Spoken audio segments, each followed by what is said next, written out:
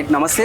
BC బిల్లుకి సంబంధించి first ఇక్కడ ఆర్డినెన్స్ తీసుకొచ్చి ఇక్కడ అమలు చేయాలని చెప్పేసి అంటూ ఉన్నారు ఆర్ కృష్ణ. నమస్తే అన్న, ఏమంటారు? ఫస్ట్ ఇక్కడ ఆర్డినెన్స్ తీసుకొచ్చి ఇక్కడ అమలు చేయంటారా? అంటే ప్రభుత్వం ఢిల్లీ మీద దొబ్బడం సరి కాదు. ఇక్కడ ఒక పాయింట్ ఉంది టెక్నికల్ గా. ఈ అసెంబ్లీలో బిల్లు పాస్ అయినాక ఏం చేయాలి? గవర్నర్ స్టాంప్ పడ్డాక జీవోలు తీయాలి. జీవోలు తీసి అమలు చేయాలి. వాళ్ళు ఎవరైనా అడ్డుకుంటే అప్పుడు కేంద్రం దగ్గరికి పోయి రాజ్యాంగాన్ని సవరించాలి. రాజ్యాంగాన్ని సవరించినంత మాత్రం లీగల్ ప్రాబ్లం ఉన్నాయని కాదు, అప్పుడు కూడా ఉంటాయి. ఇక్కడ రాజ్యాంగంలో 2 పాయింట్లు ఉన్నాయి. ఈ స్థానిక సంస్థల రిజర్వేషన్లను పెంచడానికి రాజ్యాంగము రాష్ట్ర ప్రభుత్వాలకు అధికారం ఇచ్చింది 242(d)(6) ప్రకారం. అదొకటి రాజ్యాంగపరమైన హక్కు ఉంది, అధికారం ఉంది. రెండవది జనాభా లెక్కలు ఉన్నాయి. కాబట్టి దీన్ని ఎక్కడ కూడా సుప్రీంకోర్టు కూడా వ్యతిరేకించే అవకాశం లేదు. గెలుస్తుంది రాష్ట్రం అనుకుంటే ఆర్డినెన్స్ తీసుకొచ్చి అమలు చేయొచ్చు. రెండవది విద్యా ఉద్యోగాలు. బీహార్ ఏం చేసింది? రిజర్వేషన్లు పెంచి కేంద్రం మీద దుబ్బలే, జీవోలు తెచ్చింది, నోటిఫికేషన్లు ఇచ్చింది, రిక్రూట్మెంట్ జరిపింది. ఆ తర్వాత కొంచెం సుప్రీంకోర్టు పోతే కొట్లాడుతుంది. ఈ రెండుటికి కూడా జీవోలు తెస్తే రేపు సుప్రీంకోర్టులో గెలిచేటటువంటి అవకాశం ఉంది. ఎందుకంటే 50% సీలింగ్ అనేది సుప్రీంకోర్టే కాదని కొట్టేసింది. ఏది అగ్రకులాలకు 10% రిజర్వేషన్ ఇచ్చినప్పుడు సుప్రీంకోర్టు ఏం చెప్పింది?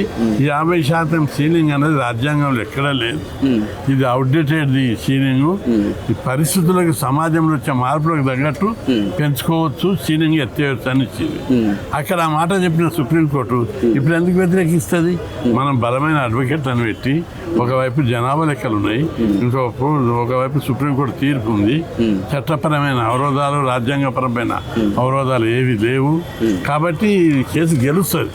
అట్లా కాకుండా అనామత్ పెంచి చట్టం చేసి అసెంబ్లీలో మొక్కుబడి తీర్మానాలు చట్టాలు చేసి కేంద్ర ప్రభుత్వం మీద దొబ్బితే ఆ ప్రక్రియనే కరెక్ట్ కాదు. వాళ్ళు అడుగుతారు, నువ్వు ఈ జీవన తీయలేదు మా దగ్గరికి ఎందుకు వచ్చినావని సుప్రీం బీజేపీ పార్టీ అడుగుతుంది. దానికి ఏం జవాబు చెప్తుంది? ఇది ఆల్ ఇండియా ఇష్యూ అయితే బీజేపీ మీద పెట్టవచ్చు. ఆల్ ఇండియా ఇష్యూ కాదు, నేను లోకల్ ఇష్యూ, ఇది రాష్ట్రానికి సంబంధించిన అంశం. కాబట్టి ముఖ్యమంత్రి గారు ఢిల్లీ మీద దుబ్బకుంటా మొదలు నువ్వు జీవోలు తీసి ఇంప్లిమెంట్ చేయి. ఇప్పుడు సుప్రీంకోర్టు తీర్పు చాలా రోజుల కింద వచ్చింది, 2010 వచ్చింది. అప్పుడు కూడా ప్రభుత్వం అమలు చేయడానికి చూస్తే సుప్రీంకోర్టుకు పోయినాం, మేము పోయినాం, గవర్నమెంట్ తోటి కూడా మాట్లాడి పోటాడు చేసి ఇప్పటికే ఎన్నికల ప్రక్రియ అయింది. కాబట్టి ఇప్పుడు ఈ స్టేజ్లో తగ్గించడానికి వీల్లేదు. అదే పాత పద్ధతి 34 అని ఇచ్చింది. ఇక్కడ కూడా నువ్వు రిజర్వేషన్లు పెంచి జీవో జారీ చేసి ఎన్నికల నోటిఫికేషన్ ఇవ్వు.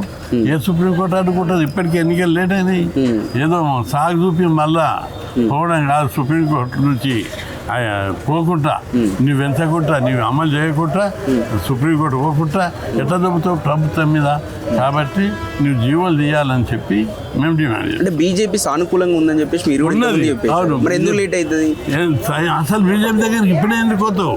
నువ్వు జీవోలు తీయలేదు, జీవోలు తీసి అమలు చేయాలి కదా. దీని ప్రాసెస్ ఏంటిది? అసెంబ్లీలో ప్రతిదీ అసెంబ్లీలో బిల్లు పాస్ అయితే ఏం చేస్తారు? వీళ్ళు జీవోలు తీస్తారు. జీవోలు తీయకపోతే నువ్వు అమలు చేయడానికి పోతుంటే అడ్డు తగలాలి. అడ్డు తగిలితే అప్పుడు నువ్వు ఆడుకోవాలి. కొత్త నోటిఫికేషన్ కూడా వస్తున్నట్టున్నాయి. అందుకే నువ్వు అమలు చేయడానికి జీవోలు తీయలేదు, ఎవరు అడ్డు తగలలేదు. అప్పుడే సుప్రీంకోర్టు దగ్గరికి వెళ్ళిపోతావు, కేంద్ర ప్రభుత్వం దగ్గరికి. తప్పించుకునే మార్గాలు లేపుతున్నావు, దొబ్బే మార్గాలు. సో కేంద్ర ప్రభుత్వం అట్లా బురదలే రాజకీయాలని చెప్పి అందుకే దీనికైతే మరి బీజేపీ అయితే అడ్డేం పడతలేదు. బీజేపీ ఆల్రెడీ కిషన్ రెడ్డి చెప్పిండు, మేము దీనికి అడ్డు తగలాము అన్నాం. నీ పని నువ్వే చేయలేదు, ఎట్లా చేస్తావు? మీరు చెప్పండి, ఏమంటారన్నా మీరు? ఇవాళ గతంలో రాష్ట్రం మొన్న రీసెంట్గా ఇప్పుడు జరుగుతున్న అసెంబ్లీ సమావేశాల సందర్భంగా ముఖ్యమంత్రి రేవంత్ రెడ్డి గారు కాంగ్రెస్ ప్రభుత్వము 2 బీసీ బిల్లులు పెట్టినాము, బ్రహ్మాండంగా చేసినామని విజయోత్సవాలు చేసుకుంటుంది కాంగ్రెస్ పాలాభిషేకాలు చేసుకుంటారు. కొంతమంది మా మేధావులు కూడా, కొంతమంది మాజీ ఐఏఎస్లు, వీళ్ళు మాజీ న్యాయమూర్తులు అంటే వాళ్ళు కూడా ఇలా బ్రహ్మాండంగా వంతవాడుతూ ఉన్నారు. అయిపోయింది, ఇక విజయం సాధించినాము, ఇక బ్రహ్మాండంగా మనకు ఇలా లాభం అయిందని చెప్పేసి వీళ్ళు మాట్లాడుతూ ఉన్నారు. నేను ఒక్కటే అడుగుతాను రేవంత్ రెడ్డి గారు, మీరు తాంబూలం ఇచ్చాము తన్నుకు సవరణ పద్ధతిలో మీరు వ్యవహరిస్తూ ఉన్నారు. ఆపరేషన్ సక్సెస్ పేషెంట్ డెడ్ లాగుంది మీ పరిస్థితి. ఇవాళ మీరు ఏం చేస్తున్నారు? బంతిని వారు నాకు మా గతంలో మిత్రులే, మంచి పొద్దున్నే వారు మంచిగా ఫుట్బాల్ ఆడతారు.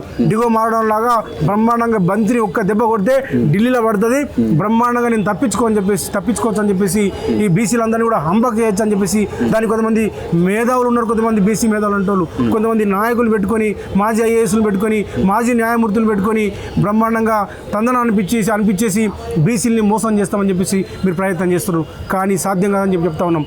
మీరు ఫస్ట్ మీరు చిత్తశుద్ధి నిరూపించుకోండి. మీరు ఏదైతే బిల్లులు పెట్టినరో ఆ 2 బిల్లులు విద్యా ఉద్యోగ రంగాల్లో 42% రిజర్వేషన్ పెంచుతూ ఒక మీరు బిల్లు పెట్టిండ్రు. రెండోది స్థానిక సంస్థల్లో 42% రిజర్వేషన్ పెంచుతూ ఇంకొక బిల్లు పెట్టిండ్రు. అది లేదు, రెండు కూడా తక్షణమే. అది గవర్నర్ దగ్గరికి వెళ్తుంది. గవర్నర్ గారు ముద్ర వేసిన తర్వాత అది చట్టం అవుతుంది. చట్టం అయిన తర్వాత ఏం చేయాలి? మీరు దాన్ని జీవోలు తీసుకెళ్ళాలి. 2 జీవోలు మీరు మీ ప్రిన్సిపల్ సెక్రటరీకి చెప్తే 2 జీవోలు 5 నిమిషంలో 2 జీవోలు వస్తాయి. 2 నిమిషాల్లో 2 జీవోలు వస్తాయి. 2 జీవోలు వచ్చిన తర్వాత మా పిల్లలకు ఉద్యోగాలు వస్తాయి. రేపు వచ్చే నోటిఫికేషన్లో మాకు ఉద్యోగాలు వస్తాయి మా పిల్లలకు. ఇవాళ వచ్చి రేపు స్థానిక సంస్థలు జరిగితే ఎన్నికలు జరిగితే దాంట్లో మా వాళ్ళకి సర్పంచ్లు ఎంపీటీసీలుగా మరి జడ్పీటీసీలుగా.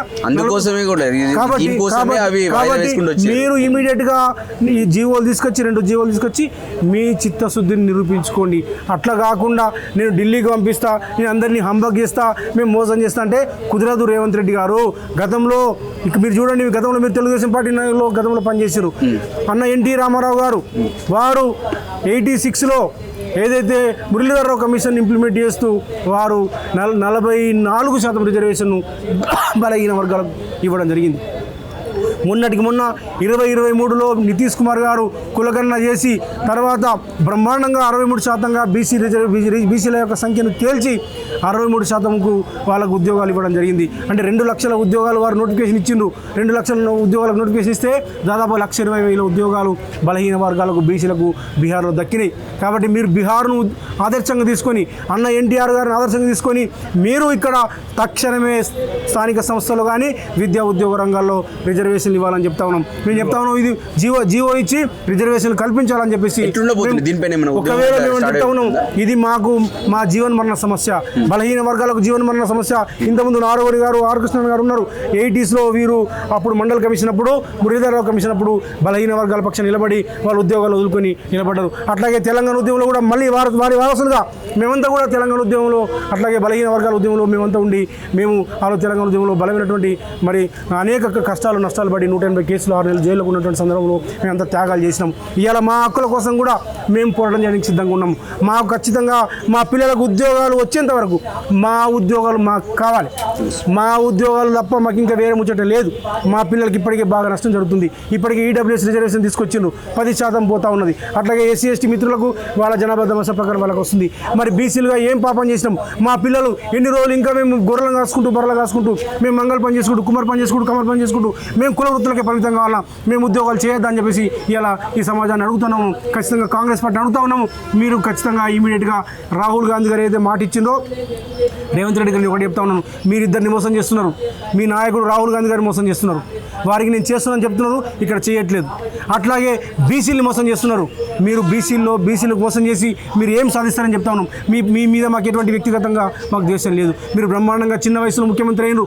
అవకాశాన్ని బలహీన వర్గాలకు సాధికారతకు మీరు ఉపయోగించండి అని చెప్పేసి మీకు చరిత్రలో మీకే మంచి పేరు వస్తుందని చెప్పేసి ఈ సందర్భంగా చెప్తాను. అట్లా కాకుండా నేను జనరెడ్డి సలహాలు వింటాను, నేను ఉత్తమ్ రెడ్డి సలహాలు వింటాను, నేను కోమరెడ్డి వెంకటరెడ్డి సలహాలు వింటాను, మేము మా కులపల్లి సలహాలు వింటామంటే మేము ఊరుకోవడానికి సిద్ధంగా లేమని చెప్పి సందర్భంగా చెప్తాను. ఎటువంటి త్యాగాలకైనా సిద్ధంగా ఉన్నాము. మీరు మాకు ఉద్యోగాలు ఇస్తారా, మాకు స్థానిక సంస్థలు రిజర్వేషన్ ఇస్తారా, లేదంటే మీరు దిగిపోతారా అని చెప్పేసి మీరు తేల్చుకోవాలని చెప్పేసి అట్లాంటి ఉద్యమం ఈ తెలంగాణ ప్రాంతంలో వస్తుందని చెప్పేసి మీరు ఎటువంటి పోలీసులు పెట్టుకుంటారో ఏం చేసుకుంటారో చేసుకోండి. మాకు ఎటువంటి లేదు. మా హక్కుల కోసము మా జాతుల కోసము మేము ఎటువంటి త్యాగాలకైనా సిద్ధపడతాం. అది మా ధర్మము. మా ధర్మాన్ని మేము చేయాల్సిన అవసరం ఉంది.